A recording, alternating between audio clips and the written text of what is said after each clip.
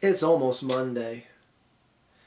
It's almost time to find out if us fans of the bird, the eagle, not that shitty falcon, it's time for us as fans of the Eagles to find out, are we setting our hopes too high?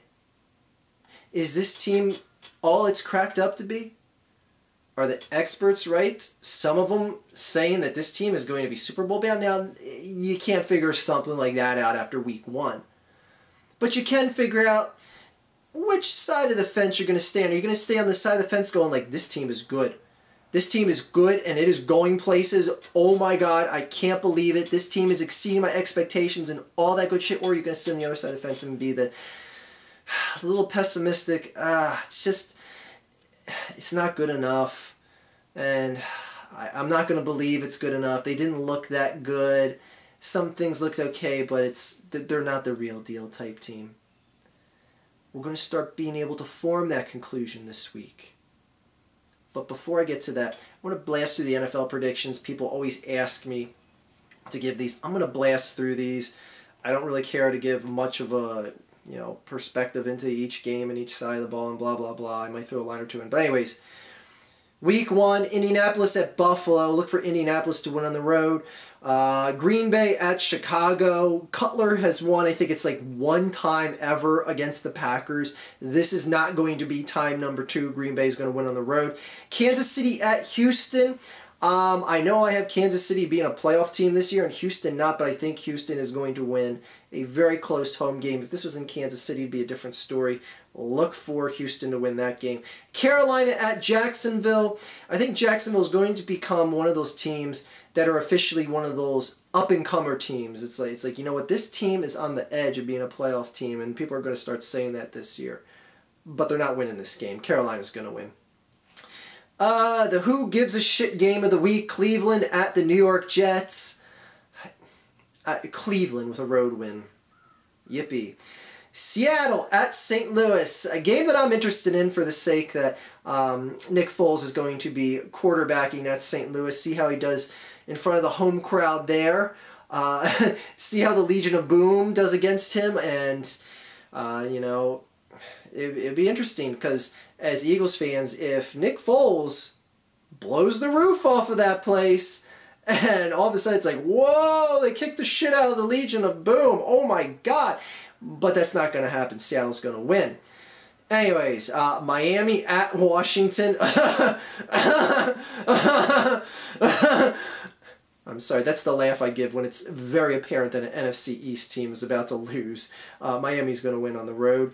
New Orleans at Arizona. Arizona's got this one. Arizona's got this one. Hometown, first week.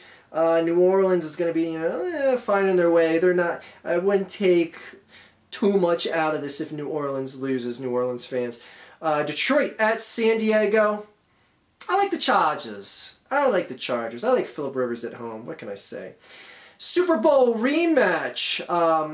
Super Bowl rematch. Jesus Christ. Baltimore at Denver. Two teams in which never played each other in the Super Bowl. Denver played, and then Baltimore back-to-back year. I don't know why I thought they played in the Super Bowl there. Brain fart. This is the end for Peyton Manning. I see Baltimore winning on the road. Sorry, Broncos fans. Eat me. Cincinnati at Oakland. Cincinnati on the road against Oakland all day. Any team that's a playoff team, coming off of being a playoff spot last year, they ain't going to lose in Oakland. They ain't going to lose in Oakland. And somehow the Oakland Raiders somehow almost beat the Patriots in Foxborough last year. I still don't know how that happened. Another game of interest, Tennessee at Tampa. The quarterback, Marcus Mariota, that Chip coulda, shoulda, woulda had, versus Jameis Winston, a.k.a. the quarterback that Tampa Bay coulda, shoulda, wouldn't have had, or they should have took Mariota. Anyways, that's up for debate. I don't like the fact, I'm interested in this game, but I don't like the fact that they threw this out there week one. I would have liked Winston and Mariota have a few weeks under their belt, just like, not be green as grass rookies the first time they faced each other here. So, I don't know. I would have liked this to be like, a week 4 or beyond type game, but in any regard, I'm going to be interested in this game. New York Giants at the Dallas Cowgirls. I honestly think the Giants are going to finish with a better record than the Dallas Cowgirls. Not necessarily saying I think the Giants are a better team. The Giants have a bit of an easier schedule. Dallas alone having to face Green Bay and Seattle is a drastically different schedule you have to face compared to a team like Philadelphia or New York. So I think the Giants are going to edge out Dallas as far as that goes, but Dallas is winning this week 1 game. Minnesota at San Francisco. I see Minnesota winning on the road here. San Francisco, be it through misfortune and dumbassery, are down a lot of players this year and early retirement, and your coach is gone, and it's just such a mess. This was a team that could have, should have won potentially 2 Super Bowls in a row. Almost make it to one, having the Legion of Boom swat out a pass in midair at the end of that game in the NFC Championship 2 years ago. And they should have beat the Ravens if they learn how to run the fucking ball within the 5-yard line. Anyways, look for Minnesota to win on the road here. And I predicted on Twitter that New England was going to beat Pittsburgh, and that happened. Now let's get to business. Philadelphia at Atlanta.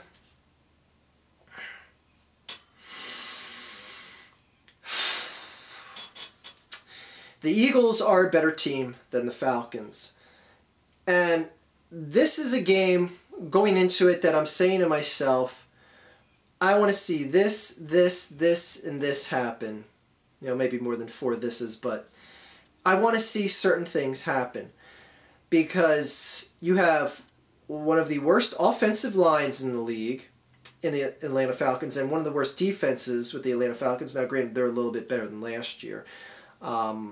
I just last year saw the Ravens play the Falcons in Baltimore, and it was just horrific. Now, Baltimore is one of the better defenses in the league, but that offensive line is terrible.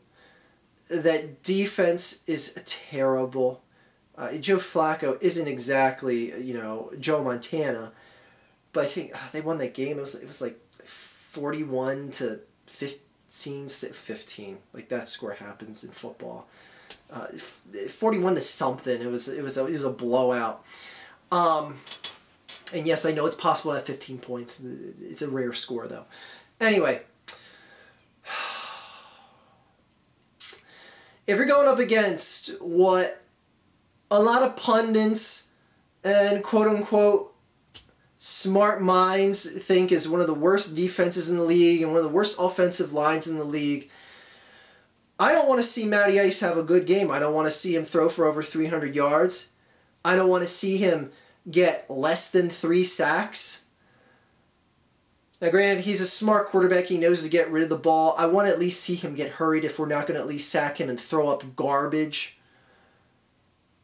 I'll tell you what I also don't want to see happen. I don't want to see anything beyond 28 points scored against the Eagles here. Now, I know Julio Jones is a type of wide receiver that can take over a game. It's a long ball threat that the Eagles don't have. So you might see that dynamic out of the game that you're not going to see from the Eagles' offensive end of the ball. But when you get a team like this, and I don't care if you're home or on the road, I mean, let's face it, Atlanta is such a shit sports town as it is. You're probably going to hear as much cheering for the Eagles in that game as you will for the Falcons, especially since they can't pump in crowd noise this year. That's so sad. That's so sad. Atlanta is such a piss-poor sports town that you have to pump in crowd noise because your hometown fans can't even help a brother out. What a bunch of assholes. Anyway, sorry, just a little trash talking here, Falcons fans. Just a little trash talking, but you got busted for pumping in crowd noise. Can't even sell out Braves games when they're in first place. And hey, everyone knows what a shit sports town Atlanta is. Even in Miami, an equally shit sports town. Now, Sam Bradford. As far as what I want to see out of you from this game, and if you can't tell, I'm predicting the Eagles to win this game. They should win this game. It's not quite red alarm time if they do lose this game, because this is early on the season. This is a lot of feeling out. There's I think it's 8 starters that are replaced this year. So you can't just expect everything to magically click and put up a 50 spot and or if they don't put up a 50 spot, it's like, oh, what happened? Oh, they have all these weapons now and blah blah blah. One game at a time, guys. One game at a time. Going back to Sam Bradford, what I want to see out of him, I want to see him do reads, go through progressions, find open receivers, don't throw up garbage. If I see 2 or more interceptions out of him, I don't care if this is week 1 or not. I consider that a letdown. If I see him take 3 or more sacks, I consider that a letdown. Because he's got to be a guy that is hyper pocket aware. You can't have him taking a lot of hits. He can't let himself get a lot of hits. And he just can't hold on to the ball long in the pocket. I want to see how fast he goes through his progressions, how fast he finds and spots an open receiver, because that is one of the big things that is always been overlooked in recent years here, specifically with Chip Kelly, is finding that open receiver. Sanchez and Foles fucking suck at that. Even Michael Vick, to a lesser extent, sucked at finding the open receiver. Bradford has got to convince me that he is going to be the guy that is going to find that guy open. He's not just going to do one read, and if that bails, I'll throw it out of bounds. A la Tim Tebow. Or no, Tim Tebow tries doing that fancy college shit and juking and jiving past a linebacker that's going to nail him because he runs twice as fast as he does. But anyways, all right, yeah, I know, it's a bit of an over-exaggeration. Linebackers don't run twice as fast as Tim Tebow. But anyway, I just want to see good instinct quarterback play. I don't want to see junk passes. I don't want to see too many throws while getting hit. I want to see a lot of throws right before getting hit and knowing to get rid of that ball before that moment of impact. Because that's what good quarterbacks do. As far as the defensive end of the ball, like I said, the Falcons have what is considered to be one of the worst offensive lines in the league, up there with the Buffalo Bills. Conveniently, we're playing them as well this year. Got to get through. Got to get through that line as far as the front 7 goes. If they establish the running game and they really run down the Eagles' throats, that's what I will be concerned with. That's what I will be really concerned with. Because the passing game, I can at least understand that because the secondary isn't that good.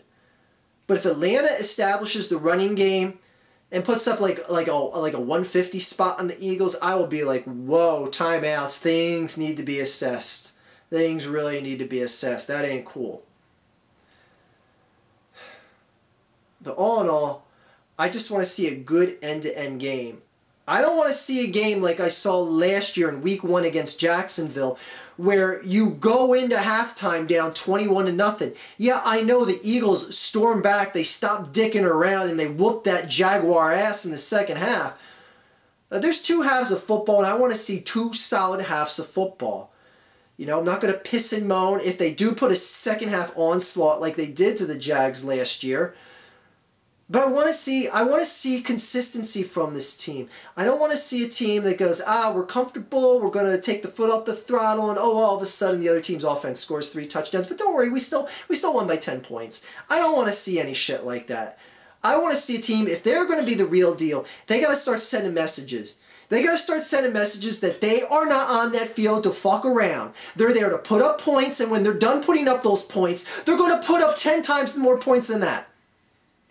Just like you saw in that Pennsylvania high school football game last night. The running back had 750 yards and 10 touchdowns. That's what I want out of DeMarco Murray on Monday. 750 yards rushing and 10 touchdowns. Okay, that's a little bit of an exaggeration. That's not an exaggeration what happened that game. The team actually lost. They lost 107-90, and your running back had 10 touchdowns. You lost. How the fuck does that happen? Anyway.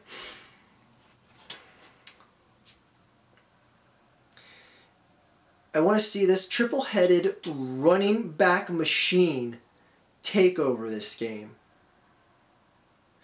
Because the less we have to rely on Sam Bradford, the better. Now, granted, I know a Chip Kelly type offense, slants, yak yardage, hit those receivers, hit 5, 6, 7 receivers in a game. I get all that. But if we can live and die by the run, I ain't going to complain. I ain't going to complain by a long shot. You know, keep Sproles in the game, advantage him in slant and little screen pass deals. Okay, I'm good with that. If Sproles ends up being our leading receiver, I got no problem with that either. But I really would like to get the ground game really established, because I want defenses coming in against this Eagles team saying, they're going to kill us with the run or the pass today. I don't know. What are we going to scheme with? All in all, I'm just excited to have goddamn football back on TV, NFL action. Getting the chills, getting the fucking chills. That's why I have to wear a hoodie in the heat of summer, because I get the fucking chills.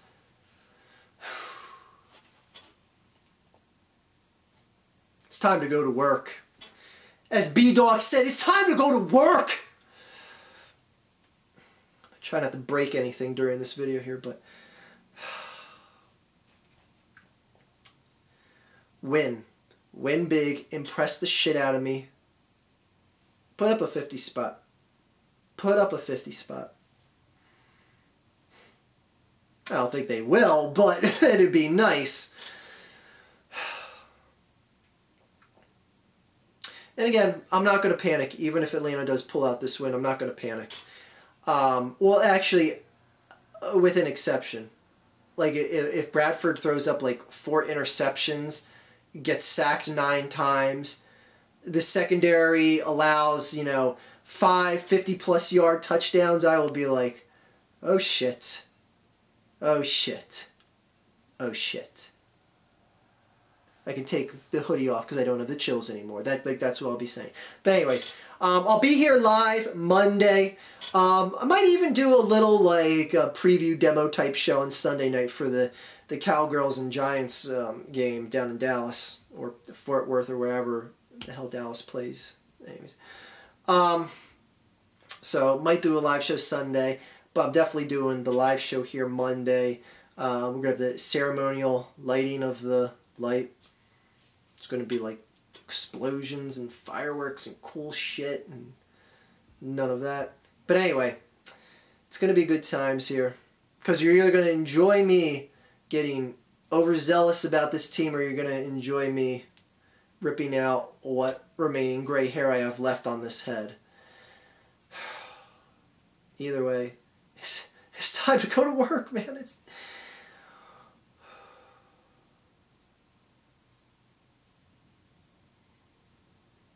Fuck the Dallas Cowboys. Have a good day, everyone.